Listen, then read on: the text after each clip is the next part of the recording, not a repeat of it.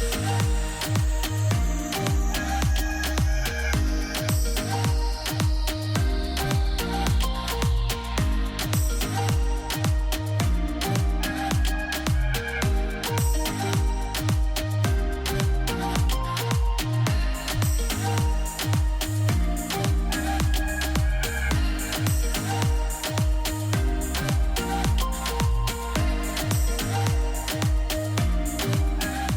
guys, thank you so much for tuning back in with us this week as we continue our conversation about love and hate. Hey, take a minute right now, send a text to your small group, send this link to a friend, tell them to join in with us. And so just sit back right now, relax, and join us in the comments as we continue this conversation.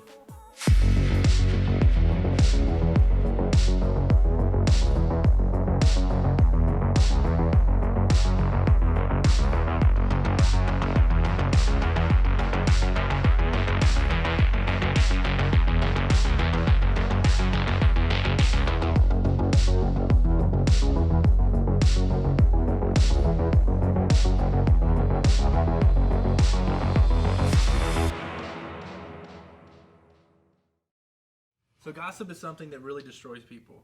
You know, it destroys friendships, it destroys all kinds of things, and we really need to be focused on building other people up. But I think another great thing to kind of discuss a little bit is building up others is something that we talk about wanting to do. But how do we do that when we know we need to have a difficult conversation?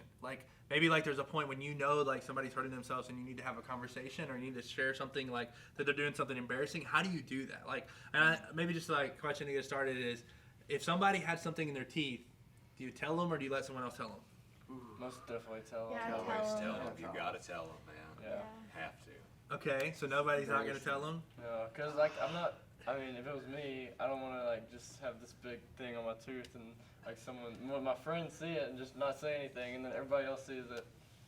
Okay. If we're talking in a group and it's not just the friends around, I'll probably wait until it's done and then just come be yo, Yeah. I got you. clean your teeth. Yeah, one-on-one's pretty easy. Hopefully, only savages wouldn't tell.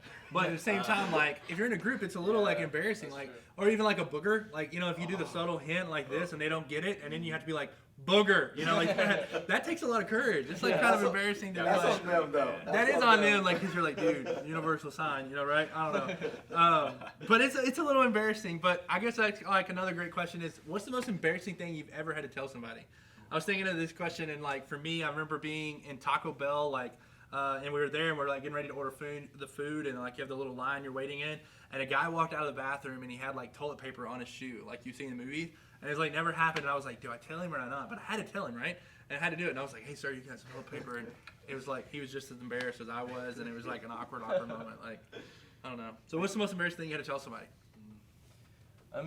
Someone had to tell me one time something pretty embarrassing like that. it was actually a couple months ago. I was at a concert at the Yum Center, and I was going through security, and I guess my belt buckle made the alarm go off, and so they do the wand, make sure you don't have anything, and he got the guy did my waist, and he was can you lift your shirt up, and I pulled it up, and my fly was all the way down, we're in the lobby with all these people, and then he was you can zip that up, and I was okay. It was really awkward. Okay. That brings up so many nightmares. I once did a full Sunday set with my fly down the whole time. Oh my And God. I didn't notice until I That's awful. turned around and Pastor started his message. Oh. And I was so embarrassed. Nobody told me. Nobody tells you, man. So yeah. there are people out there that will not tell you. Yes. There are people. rough. That is very embarrassing. I've also been there. I've preached the whole sermon one time like that. No one told me until afterwards. It's brutal. So, it's one thing to say, your fly's down. It's one thing to say, hey, you got a booger, get something in your teeth. But what about those conversations? Because we know those aren't the difficult conversations we're talking about. What about the conversation when you know that you have a friend who's in a toxic relationship, or when someone's doing something that you know that they don't need to do, or they're making decisions that could hurt themselves? How do you have a conversation in a loving way, and sometimes even ask us hey, what do you think about this? And you really know you want to say, but you don't say it, and a lot of times we avoid those conversations. And here's a kind of a question is, why do we avoid having those difficult conversations? I feel like those difficult conversations are usually super uncomfortable, and they could lead to conflict and confrontation. then I think our mind always goes to like worst case scenario, like if I approach someone about this topic, they might just like punch me in the face and get mad at me. But usually conversations don't hardly ever go that way. Yeah. You know. And it's just sometimes it just might not be the right way or time. Sometimes people need a day to think it over and ponder about what's going on. So you just gotta find that right time and the right way to deliver that. Yeah. You don't want to hurt their feelings either. Like when you Yeah. tell them, That's true. you want to make sure that like you say it in a nice way and don't come across as like rude or anything. Mm-hmm. Yeah. So Yeah, absolutely. Definitely, and like if like if you've done whatever they're doing in the past, like if it's like a big deal and they're gonna be, you might think they're just gonna be like, well, I've seen you do it, or like you did it and it was just fine, but like that doesn't mean it's always the best thing. That's good. Like your past prevents you from saying Yeah, something. It's just like a fear that like they're gonna point it out in you. Yeah. Yeah, I think all those are like good reasons, and I think for some people too, like maybe you're there is like you don't mind having a difficult conversation. Like I know I have some people that are like I don't mind having a conversation. I don't care what they say. I'll tell them whatever they want, and like I don't really know if that's the answer either. Just to like I'll have that and I'll tell them how bad they are. Like I don't think that's the answer. But whatever you are, we all know what it feels like when we know we should say something. But we don't really know how. We don't really want to upset people. We don't want somebody to judge us. We don't. Maybe our past like is stopping us, and we're embarrassed. We all know what it feels like. We need to say something, but we don't say something. But I think tonight, let's talk for just a few minutes. Is how, what if there was a way to approach a difficult conversation and good come out of it?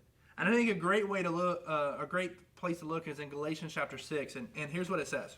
It says, "Dear brothers and sisters, if another believer is overcome by some sin, you who are godly should gently and humbly help that person back onto the right path, and be careful not to fall into the same temptation yourself." So Paul's he's writing to this church, Galatians, and he's telling them, like, when you see other believers, other Christians that, they're falling, they're in sin, or they're doing the wrong things, like, he's telling us to point it out. But he's, like, saying, you're not just pointing out. You're supposed to help them, like, come alongside of them and help them through that. But he's also, like, there's a couple things he isn't saying. Like, he says that, or he's not saying that you're, like, personally responsible, like, you're supposed to take on the whole thing and deal with it for them. And he's also not saying that, you have to, like, put yourself all the way out there. Like, sometimes you have to use wisdom to protect yourself. Some situations you might not need to get involved with. Like at the end he says, like, don't fall into temptation yourself. And so, like, he's saying that with humility and with gentleness, we can help our friends. We can help others, like, get back on that right track with God where we're supposed to be. That's good. And because Paul continues here in verse 2, he says, share each other's burdens, and in this way obey the law of Christ. Like, obey, like we all want to obey what Jesus tells us to do. And he says this phrase, he says, share each other's burdens. So that's a cool phrase, but that's not something we necessarily say every day. Like, you don't text someone and go, I'll carry your burdens today. Like, no one does that. So, like, I think a great question is, what do you think Paul is saying here when he says, like, hey, carry each other's burdens? I think like worrying about other people's worries or something that they're struggling with, like I often worry about it. So Yeah, that's good.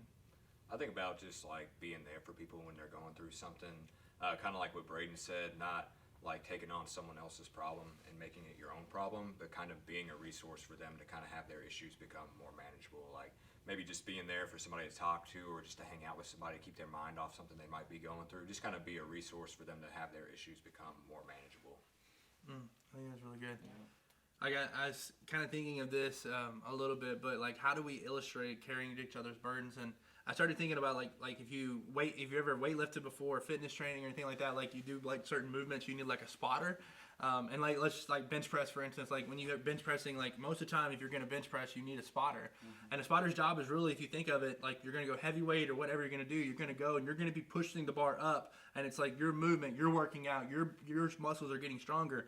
But also to be safe there, and also to be like maximum results, you need a spotter. And the spotter's job is to kind of help you unrack the weight, but it's also to like keep his hands there. They're not gonna prevent, like if you go down and you can't get it back up, they're gonna help you. They're gonna lift it. And I think a cool picture of that too is when you're bench pressing, you don't take your hands off of it. It's not like you just let the spotter lift it. You're continuing to push, but as a spotter's job, you're also providing momentum. You're carrying the burden that it's on this person, right? If like it could crush them if it's just by themselves, but as a spotter's job is to lift up with them, to keep them from being crushed, to help them to get stronger, to help them peak results, all those different things like that. And I think this is what Jesus is saying to us. It's more than just speaking up. Like, loving people the way that Jesus is calling us to do is not just like speaking up and pointing out what's wrong. It's loving someone to like look and say, hey, I'm going to be a spotter in your life.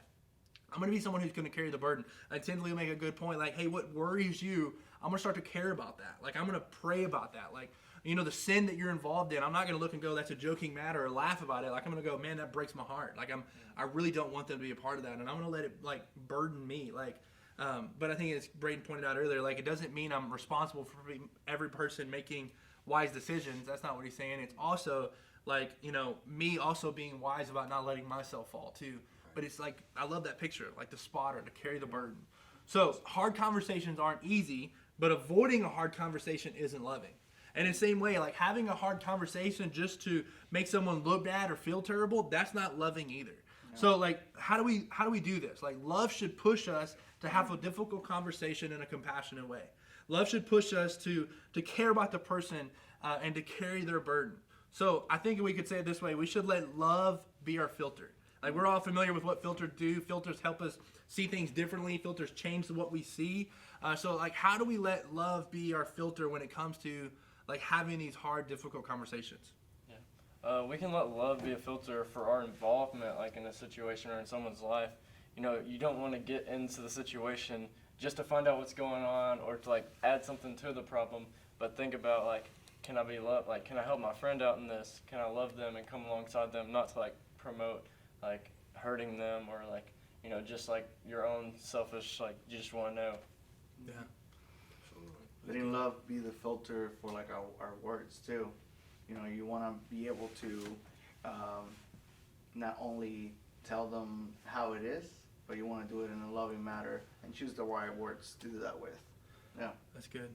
Also, like, kindness. Be nice to them about it, but, like, if they ask you a question, don't lie to them. Don't be like, yeah, you're a great person. Like, if they did something bad. So just, or, like, that annoying person that not everybody likes, if they ask you for advice, like, be nice to them still and tell them, like, what they could do to fix it or whatever.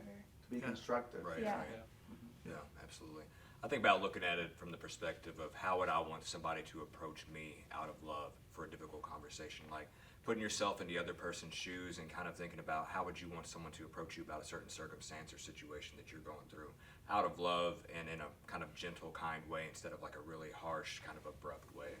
Yeah, sure. I think all those are really, really good. I mean, if you really think about all that you just said, like, that would really change the way that we would approach love and approach these difficult conversations. You know, if we let the reason we get involved, because a lot of times our reason for getting involved is, like Braden said, is like to know more information. Like that, every one of us wants to know more. We want to be on the in crowd. But what if we just got involved because we really genuinely want to help? Yeah. And like the words thing, man, that is so powerful. Like it's easy to destroy people. I think that's what we should say. Like, it's so easy. Like, anyone can tear someone down. But it is like someone who has to be intentional and like doing what Christ is calling us to do, to love them and to build them up with words. And like, and you know, Tinsley, kindness, like that is, because it's kindness to the people that not our best friends, that aren't just like whatever. It's kindness to every single person, because that's what Paul is telling us here. It's not just my family member. It's not the person I love. It might be the person, I love how you said, that might get on my nerves a little bit. Like, it's being kind to them and doing that. And then like, wow, powerful, Chris. Like, let me put myself in their shoes. Because I think that's a mistake that sometimes we make. It's really easy to judge someone and point fingers. But if I would put myself in their shoes, and I might even say it this way, like if I would remember who I was before Jesus saved me and changed me, man, that would like let me see people differently. Yeah. I may be more compassionate and kind and loving if I would look and go, man, how would I want someone to have this conversation with me, right? Mm-hmm. Love my neighbor as myself. How would I want this conversation to happen with me? So if we let love be our filter, I think it would definitely allow us to start showing up, spotting, and helping share and carry the burdens of other people. That's right, no doubt. Wow, what a powerful conversation. I'm so glad you tuned in tonight, and listen, we're not done yet. We're going to throw some small group questions up on the screen. I just encourage you, be honest, be real, because you never know what you're going through and how that can encourage someone else. So answer these questions right now.